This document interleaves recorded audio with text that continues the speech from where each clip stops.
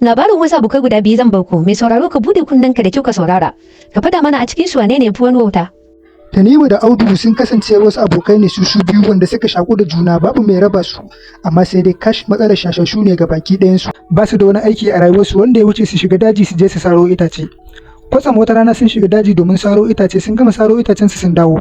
Suna cikin tafiya ne Tanimu ya manta cewa ya manto gatarin sa cikin dokar daji. Nan take Tanimu ya ce bari in je ɗauko mana wannan gatarin namu. Ya falfala daji da mugun gudu dauke da ice a bayansa. Shi kuma Audu yana tsaye dauke da itace a kansa yana jiran Tanimu ya je ya dawo. To wai shin mai sauraro a cikin su wanne ne ya fota? Wanda ya falfala da gudu zuwa dokar daji domin ɗauko gatari dauke da ice a kansa, ko kuma shi wanda ya tsaya zaman jiransa dauke da ice shi ma a kansa? Shin a cikin su wanne ne ya fota? Mai sauraro idan yau ne farkon zuwan ka wannan tasha tamu mai albarka, ka daure ka danna mana alamar subscribe sannan ka danna kararrawa ta yadda mu kuma zamu rika kawo maka ire-iren wannan labaran da ma waɗanda suka fi wannan a wannan tasha tamu. Ka danna mana alamar subscribe sannan ka danna kararrawa ta yadda zamu sanar da kai da zarar mun daura sabuwar dauka. Mun gode.